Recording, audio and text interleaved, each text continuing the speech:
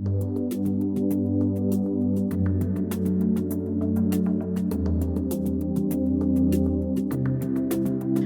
Sisters of Notre Dame de Namur do the work of the Lord for the poorest of the poor, advocating for those who struggle with even basic necessities. This is especially true in Nigeria and the Democratic Republic of Congo, where there is no national infrastructure in place for clean water or electricity.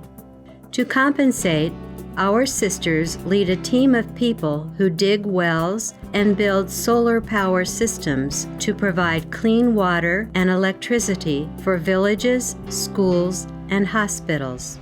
Sister Lorraine Connell explains the importance of water and its impact on life, lives, and livelihoods.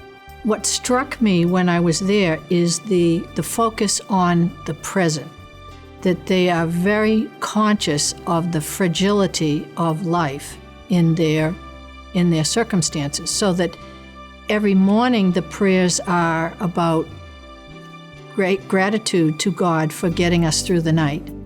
And in the evening, the prayers include always, thank you for getting us through the day. What we need to do is to draw them into having hope and having plans for the future. From the point of view of people's energy level, the provision of water has been the most important thing. Right now, one of the things that happens is if there's no water, the children have to go and get it in the morning. Sometimes they can't arrive to school in time. The mothers have to take the laundry down to the river. Sometimes the whole family has to go to the river to bathe. I mean, it is a tremendously primitive society without having running water and potable water. Instead of having people, the kids in the school or the families, to go down and carry water back, and then you have to boil the water, then you have to filter the water, it becomes it's almost a full-time job to provide clean water. So that, to me, is providing people with new energy and time to do other things for education, for reading, for finding work. The improvement of both electricity, communications, and water product, all of that is something that can be considered an engine of growth for these villages. And it really is an improvement in the quality of life. Supporting the mission are 3 engineers, each with different specialties. Lou Casey designs the water and power systems for Africa. Keith Handley designs the Learning Lab water and power modules in Cincinnati, and Matt Fletcher teaches high school students engineering and micro-infrastructure. The Learning Lab, in a converted garage adjacent to the convent in Cincinnati, has 2 sections or modules: photovoltaic solar power and water treatment. High school students are an integral part of both modules. What we're trying to learn about here is how to consistently provide safe, drinkable water to our sites in Africa, our mission sites where we have hospitals and schools. We have a number of different sources of water. Water may come from a cistern, or it may come from a well, it may come from a surface source like a stream or a pond. It's one thing to have a source of water. It's another thing to have clean, safe, drinkable water. And so we want to learn about which technologies are most effective for removing which particular contaminants.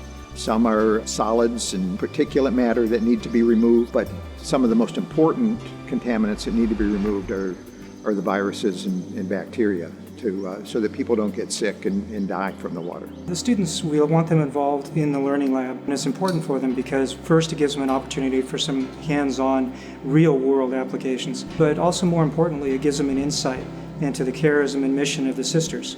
Microinfrastructure like solar power and local water purification systems are very important for missions where there is no national infrastructure in place. The major infrastructures of power, water, and communication are now being replaced with microinfrastructure. For the students to see that and be able to lead the way and see how consistent it is with the sisters' mission and charism is extremely important.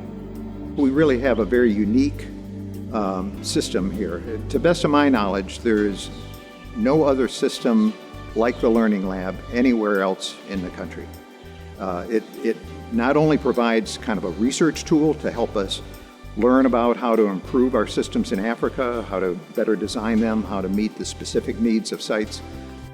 I think that it leads to the future, that it's an important aspect of where the world is going, to depend on ourselves and to do it within the context of the Sisters of Notre Dame de Namur is extremely important.